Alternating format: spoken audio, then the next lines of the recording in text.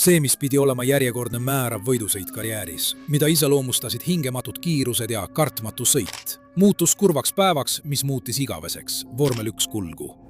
Täna sukeldume 1994 aasta San Marino Grand Prix traagilistesse sündmustesse ja ühe läbi aegade suurima motosportlase ning vormel 1 piloodi hirmutavatesse viimastesse minutitesse.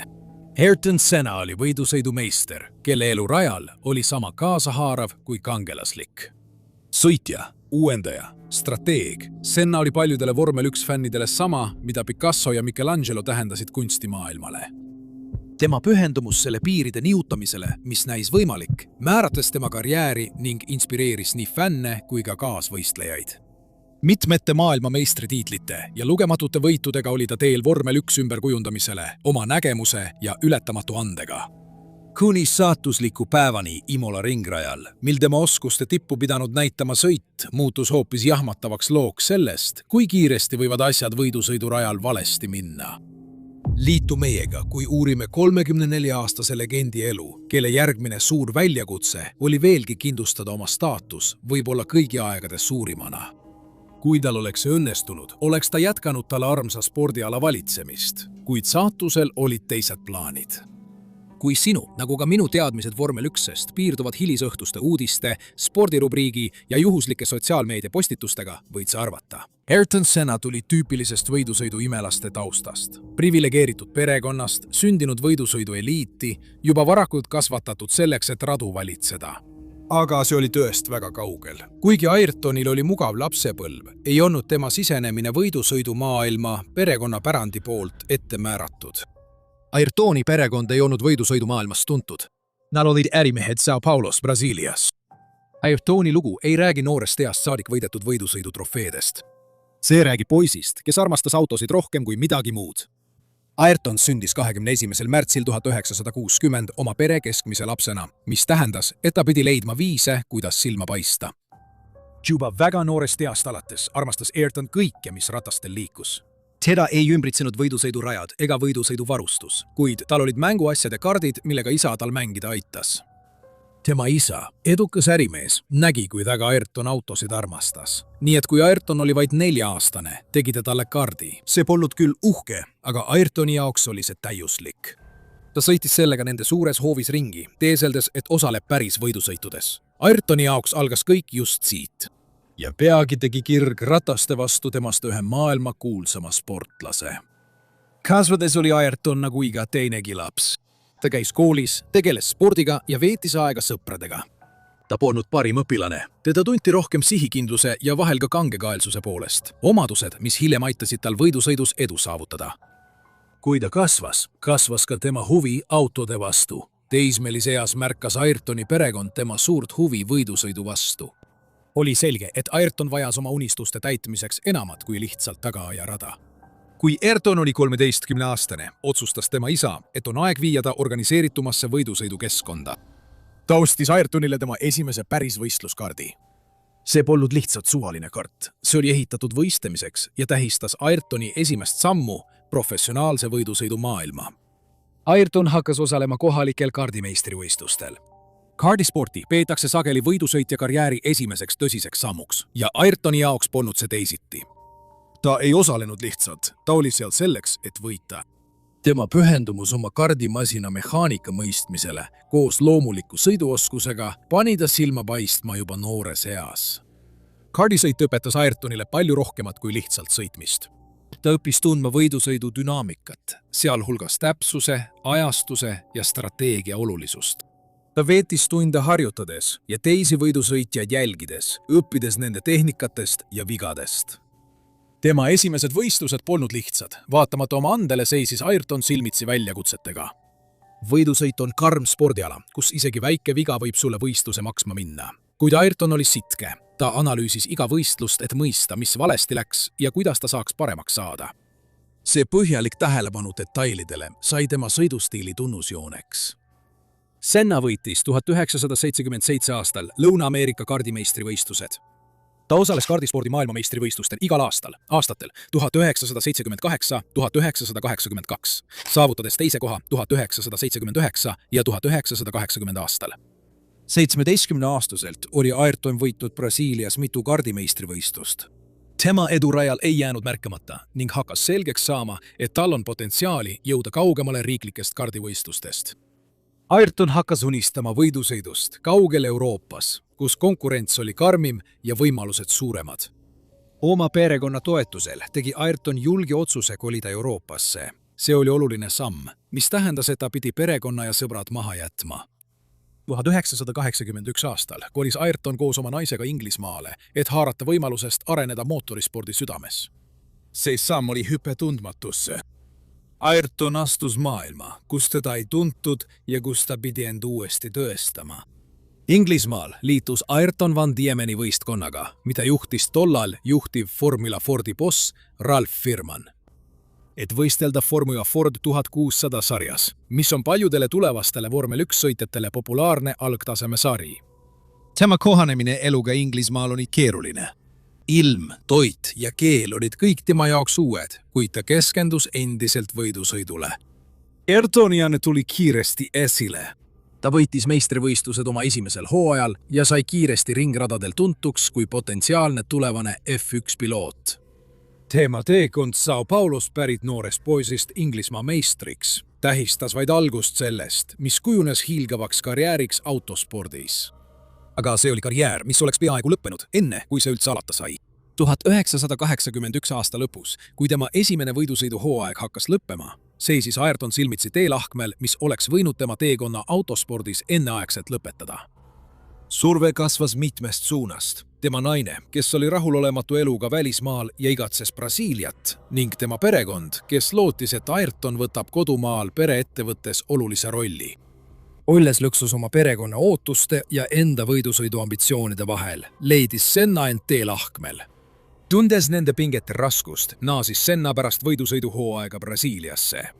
Kuid 1981 aasta talvel Brasiilias olles oli Sennas sügavalt õnnetu. Töötamine pereettevõttes ei pakkunud talle sellist rahuldust nagu võidusõit. Ta igatses võistluste adrenaliini ja rahulolu, mida pakkus iga võistlusega paremaks saamine. Hoolimata mugavusest ja turvalisusest, mida pereettevõte pakkus, oli Sennale selge, et tema kirg peitub Euroopa ringradadel. Pärast kuid kestnud mõtisklusi ning hoolimata perekonna tugevast vastuseisust ja jätkuvatest abieluprobleemidest, tegi Senna otsustava sammu. 1982 aasta veebruaris otsustas Senna naasta Euroopasse, et jätkata võidusõitu. Samm, mis viis lõpuks tema abielu lõpuni. See otsus tähistas Senna elus pöördelist hetke, tuues esile tema täieliku pühendumise võidusõidule. Pühendumise, mis maksaks talle lõpuks peaaegu kõik muu oma unistuste nimel ning mis viis lõpuks ka hirmutava lõpuni. 1984 aastal tegi Senna oma vormel 1 debüüdi Tolemani meeskonnas. See polnud küll kõige konkurentsivõimelisem meeskond rajal, kuid Senna särav talent ei jäänud varju. Tema esimese hooaja jooksul saavutas ta mitmeid muljetavaldavaid tulemusi, kuid just vihmane 1984 aasta Monaco Grand Prix tõi tema tõelise potentsiaali esile. Ootlikes tingimustes alustas Senna 13. kohalt, kuid murdis end konkurentidest läbi ja lõpetas teisena. Paljud usuvad, et ta oleks võitnud, kui võistlust poleks halva ilma tõttu enneaegselt katkestatud. Vormel 1 adrenaliinirohkes maailmas on võidujooks kella ja konkurentide vastu halastamatu, mida iseloomustavad täpsus, oskused ja puhas kiirus. Iga võistlus tähendas tavaliselt, et Ayrton läbis kindla arvu ringe ning võistlus kestis ligikaudu 90 minutit. Ta ei saanud nurki lõigata ega rajalt välja sõita, vastasel juhul riskis ta karistustega. Tema käed ja jalad on pidevalt töös, roolides, pidurdades ja kiirendades, samal ajal kui ta vahetab käike kuni 50 korda ühe ringi jooksul. Et iga võistlus lõpetada ja punktide saamiseks kõlblik olla, pidi Ayrton mitte ainult võistluse lõpetama, vaid ka esikümnesse jõudma. Vormel 1 võidusõit pani Ayrton Senna võimed proovile, nõudes tal üle 200 miili tunnis kihutava peenhäälestatud võidusõiduauto üle täieliku kontrolli säilitamist. Keerulistel radadel navigeerimine, mis keerduvad, pöörduvad ja lainetavad, nõudes maksimaalset keskendumist ja füüsilist vastupidavust. Kell peatub alles siis, kui ruudulipp lehvib, tähistades kurnava võidusõidu lõppu, kus iga millisekund loeb.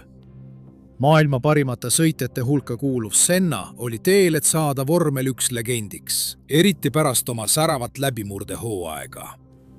Juba karjääri alguses ja kogu selle vältel oli Senna tuntud oma võime poolest anda üksikasjalikke tehnilisi ülevaateid oma auto jõudusest ja rajaoludest. Oskused, mis eelnesid telemeetria laiandasele kasutuselevõtule vormel 1. See tehniline teravus tuli esmakordselt esile meeldejääva juhtumi ajal Dallase Grand Prix'l, nagu meenutas Pat Simmons. Senna esimene vormel 1 võistlusinsener. Auto oli seal üsna konkurentsivõimeline, nii et me ootasime head võistlust, kuid Ayrton tegi võistluse alguses piruetti. Seejärel võitles ta end üsna tõhusalt taas läbi võistleja terivi ja me ootasime päris head lõpptulemust. Aga siis sõitis ta vastu seina, kahjustas tagumist ratast ja veovõlli ning katkestas, millest oli tõesti kahju. Tegelikult oli selle kõige olulisem osa see, et kui ta tagasi boksidesse tuli, rääkis ta mulle, mis juhtus ja ütles: "Ma olen kindel, et sein liikus." Ja kuigi ma olen kuulnud kõiki vabandusi, mida sõitjad kunagi teinud on, siis seda polnud ma küll varem kuulnud. Aga Ayrton, olles Ayrton, oma uskumatu enesekindluse ja täieliku veendumusega, siis veenis ta mind pärast võistlust koos temaga minema vaatama kohta, kus ta oli avarii teinud. Ja tal oli täiesti õigus, mis oligi hämmastav. Dallasi rada oli tänavarada, nii et rada ümbritsesid betoonplokid ja me nägime rehvi märkidest, mis oli juhtunud. Keegi oli sõitnud vastu betoonplokki kaugemat otsa ja see pani plokki veidi pöörduma. Nii et ploki esiserv ulatus välja mõne millimeetri võrra. Ja ta sõitis nii täpselt, et need mõned millimeetrid olidki vahe, kas ta tabab seina või mitte.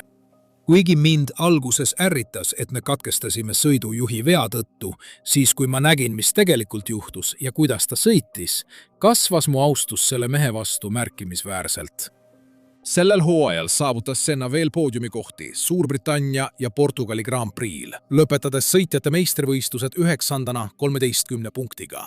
Siiski ei möödunud tema hooaeg ilma vastuoludeta. Senna sai Itaalia Grand Prix'lt võistluskeelu, kuna alustas läbirääkimisi lootusega 1985. hooajaks ilma oma toonast meeskonda Tyrrelli teavitamata. Tema üleminek Lotusesse 1985. aastal andis talle konkurentsivõimelisema auto ning ta kasutas seda ära, võites oma esimese Grand Prix Portugalis tingimustes, mis polnud kaugeltki ideaalsed. Tema maisterlikkus märgades oludes sai tema karjääri tunnusmärgiks, tuues talle fännide ja kommentaatorite seas hüüdnime Vihmamees. Teine määrav hetk saabus 1988 hooajal, tema esimesel aastal McLareni meeskonnas. Uus rivaali Alain Prostiga näitas Senna oma vankumatut soovi nihutada nii enda kui ka spordiala piire. Sel aastal võitis ta 16 võistlusest 8, kindlustades oma esimese maailmameistri tiitli. Tema rivaalitsemine Prostiga sai üheks spordiajaloo kuulsaimaks, sundides teda saavutama veelgi suuremaid kõrgusi.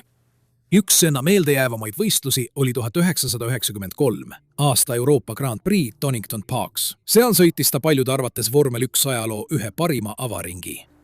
Alustades 4. kohalt märgades tingimustes, möödus ta mitmest autost ja haaras liidrikoha juba esimese ringi lõpuks, tõestades taas, et ta oli tõepoolest vihmamees. Nagu Senna ise kord ütles, sa ei saa päikesepaistelise ilmaga 15 autost mööduda, aga vihmaga on see võimalik. Ta ei teadnud veel, et oskused, mis tegid temast rajal hirmuäratava jõu, jäävad peagi varju ühe traagilise nädalavahetuse sündmuste tõttu. Kui vormelitsirkus jõudis 1994 aasta San Marino Grand Prix Imola ringrajale, seda, mis pidi olema lihtsalt järjekordne võidusõidu nädalavahetus, varjutas tume pilv. See nädalavahetus ei pannud proovile mitte ainult tema legendaarseid võimeid, vaid jättis kustumatu jälje nii spordile, mida ta armastas, kui ka mehele endale. 1994 aasta vormel 1 hooaega peetakse F1 ajaloo murranguliseks hetkeks. Tragöödia, süüdistused petmises, tugev meediapinge, kõik see oli olemas. Iga nurgalt vaadates oli 1994 aasta vormel 1 ajaloo dramaatiline pöördepunkt. Ja vaidlused algasid kohe kõige kõrgemalt tasemelt. 1993 aasta vormel 1 hooajal ja sellele eelnenud aastatel oli sõitjatel juurdepääs autotehnoloogiatele, mida nimetati juhiabideks, mis parandasid nende sooritust rajal märkimisväärselt. Kuid 1994 aastal otsustasid võimud sellele lõpuks lõpu teha. Kehtestati suured reeglimuudatused, millega keelustati keerukad elektroonilised juhiabid, nagu aktiivvedrustus, blokeerumisvastased pidurid, veojõu kontroll ja stardikontroll. Need abivahendid olid saanud motospordi tipptaseme lahutamatuks osaks, parandades juhi sooritust ja sõiduki juhitavust. Nende ootamatu puudumine tähistas tagasipöördumist puhtama võidusõidu juurde, kus tugineti tugevalt juhi enda oskustele ja mehaanilisele seadistusele. Võib-olla oli see spordile hea, kuid need muudatused tähendasid, et autosid oli suurel kiirusel oluliselt raskem juhtida, eriti keerulistes kurvides sellistel radadel nagu Imola. Sõitjad ja meeskonnad olid mõistetavalt närvis. See tähendas, et nende autosid oli mitte ainult raskem juhtida, vaid need olid ka ettearvamatumad. Tugev keskendumine mehaanilisele haardele ja sõitjategevusele roolis tekitas muret ohutuse pärast, eriti arvestades vormel 1 kõrgeid kiirusi. Kui meeskonnad saabusid San Marino Grand Prix'le, valitses boksialal pingeline ärevus. Imola Ringrada, mis on tuntud oma kiirete kurvide ja nõudliku raja ülesehituse poolest, oli varajane proovikivi, kuidas sõitjad ja nende masinad suudavad uute reeglitega toime tulla. Arutelud boksides ja meeskondade seas keskendusid sageli sellele, kas autod on nende lihtsustatud tingimuste juures piisavad ning kas spordiala on ohutuse ohverdanud vaatemängu nimel. Kõik valmistusid selleks, mis kujunes kiiresti üheks kõige dramaatilisemaks ja tagajärgede poolest olulisemaks nädalavahetuseks vormel 1 ajaloos. Pinget lisas veelgi see, et eelnevad päevad olid juba omajagu draamat pakkunud. Rahutuks tegev nädalavahetus algas juba reedesel vabatreeningul, kui Rubens Barrichello, tõusev täht ja Ayrton Senna õpilane, sattus õõvastavasse õnnetusse. Variante Bassa šikaani puuleki hutades kaotas Barrichello oma Jordani üle kontrolli suurel kiirusel. Auto tabas äärekivi tugevalt, paisates selle õhku. See tegi mitu pöördeid enne, kui paiskus vastu rehvitõkkeid. Põrge neelas osa kokkupõrke jõust, kuid jättis auto rusudeks ja kokpiti avatuks. Kui meditsiinitöötajad sündmuskohale tormasid, leidsid nad imekombel Barrichello teadvusel olevat ning vaatamata vigastustele murtud nina ja käeluu elus ja suhteliselt heas seisus. Tema elu polnud ohus. Senna läks kohe meditsiinikeskusesse, kui nägi avarii kaadreid.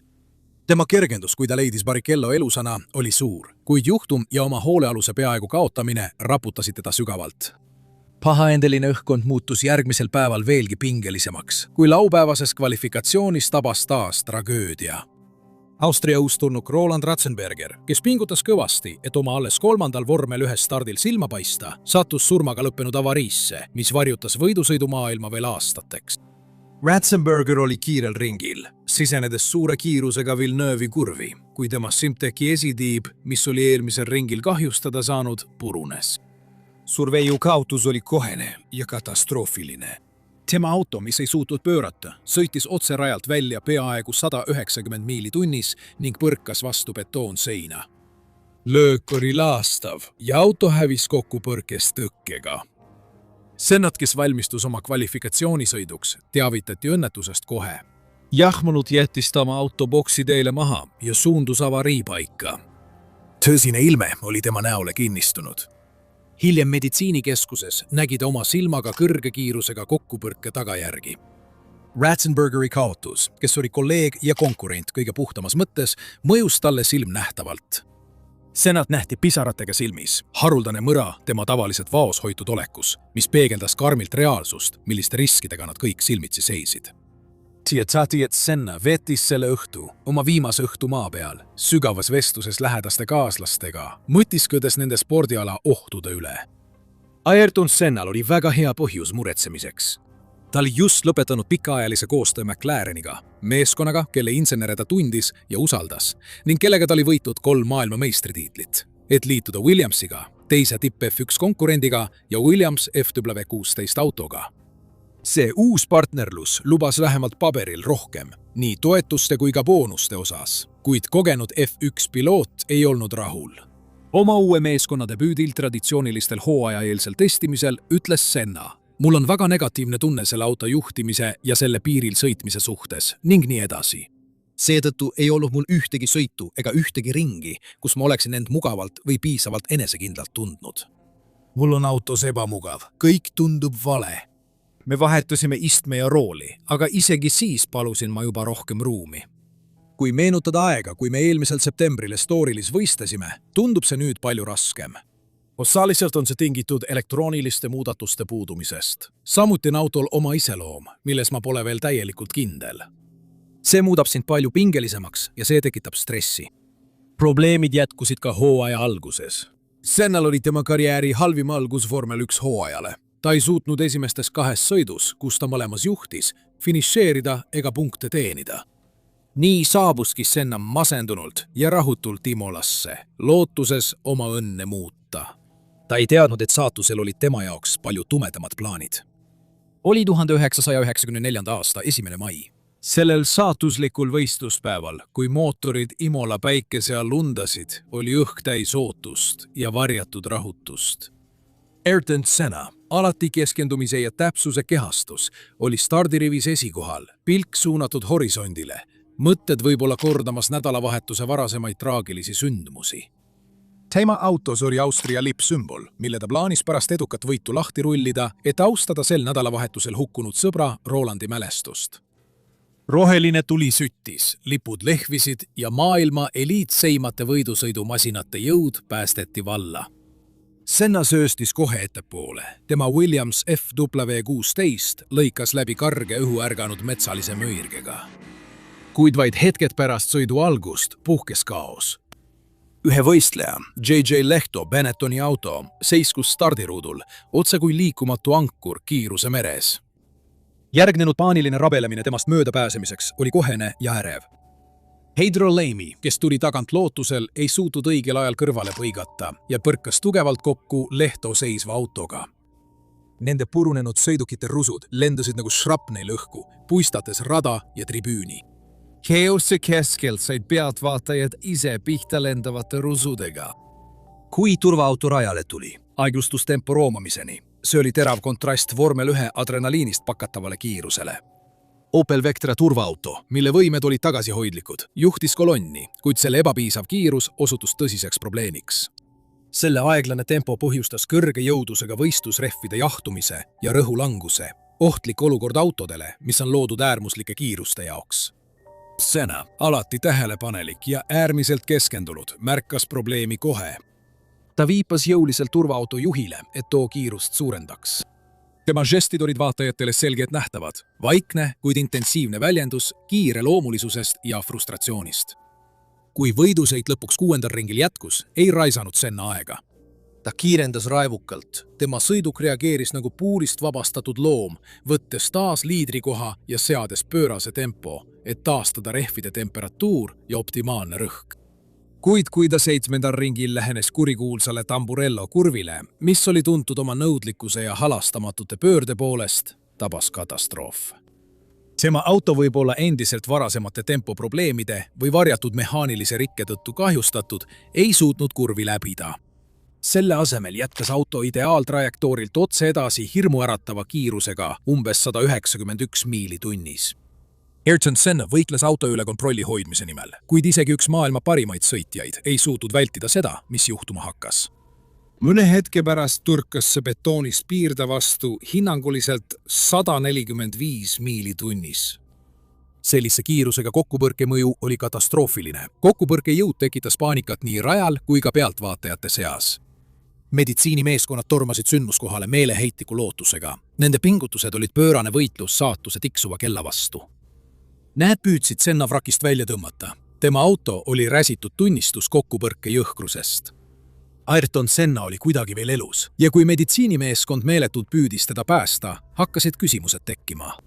Mis põhjustas maailmatasemel sõitjal oma masina üle kontrolli kaotada? Lõppude lõpuks oli ilmselge ja Senna oli oma 7. ringil liidripositsioonil. Ühtegi autot tema kõrval polnud. Järgnenud kohtuprotsessil süüdistasid Itaalia prokurörid Williamsi meeskonda vigases roolisambas, mis murdus ja muutis auto juhitamatuks vaid sekundid enne kokkupõrget. Williams väitis omalt poolt, et roolisammas murdus pärast avariid ning õnnetuse põhjustasid hoopis muud probleemid. Senna meeskonnakaaslane, maailmameister Damon Hill uskus, et sõiduki teelt väljaviimise põhjustas juhi eksimus. Michael Schumacher, kes oli Imolas kohe Senna kannul, ütles, et Senna tundus juba esimesest ringist alates närviline ning tema auto hüppas ja rappus ühel konarusel, mis viis saatusliku kurvini. Kuid olenemata sellest, kas põhjuseks oli tehniline rike, juhi eksimus või ettenägematu olukord, võitles Ayrton Senna oma elu eest. Telemeetria näitas hiljem, et Senna vajutas pidureid 2 sekundit, enne kui ta paiskus vastu betoonseina. Kui nad ta autost välja tõmbasid, oli tema seisundi tõsidus kohe selge. Ta oli kaotanud peaaegu 90% oma elujõust. Väidetavalt tungis paremast esiratast pärit detail läbi tema kiivri ja tekitas tema otsa ette suure lohu. Lisaks näis, et sakiline osa püstikust oli tunginud kiivri visiiri sisse otse tema parema silma kohal. Ta oli saanud mitu rasket vigastust, sealhulgas koljuluumurrud, ajukahjustused ja rebenenud oimuarteri. Tema raske neuroloogilise seisundi tõttu teostas meditsiinimeeskond rajal erakorralise tracheotoomia, enne kui ta helikopteriga haiglasse toimetati. Pilte, kus Ayrton Sennat ravivad rajal kiirabipersonali töötajad, tegi Senna sõber ja autosprinti pilditoimetaja Angelo Orsi. Austusest pole neid fotosid kunagi ametlikult avalikustatud. 2,5 tundi võitles meditsiinimeeskond tema elu eest, kuid nagu hiljem rajalt esmakäeliselt teatati, oli kokkupõrge seinaga kahjustanud tema ajutüve, muutes selle mittefunktsioneerivaks. Ayrton Senna lahkus traagiliselt meie seast. Tema viimased hetked kokpitis möödusid meistritiitli nimel võideldes spordis, millele ta oli kõik andnud.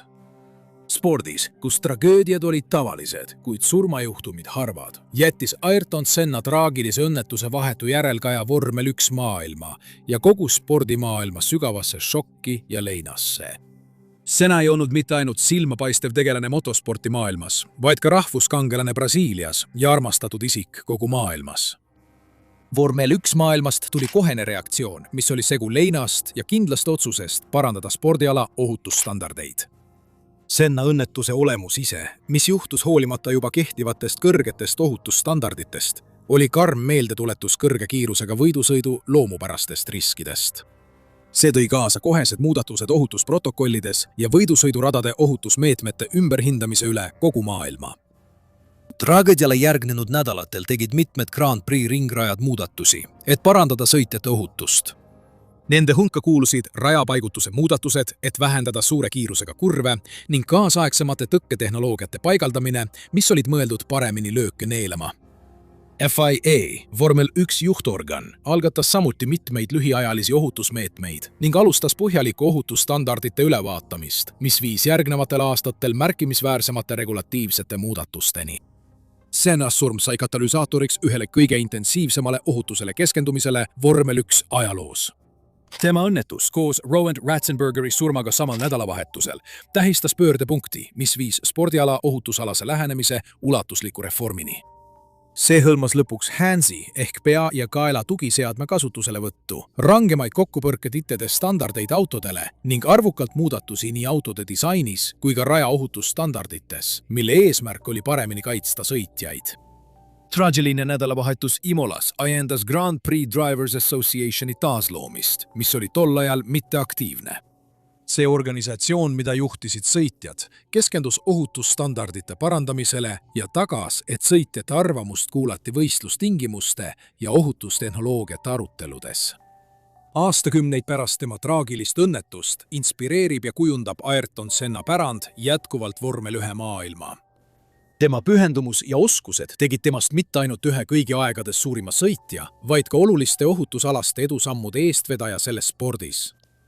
Iga uus ohutusmeede, iga elu, mis päästetakse potentsiaalselt katastroofilise avarii ajal, iga noor sõitja, kes astub vormel 1 unistusega jõuda tippu, kannab endas osa Senna pärandist.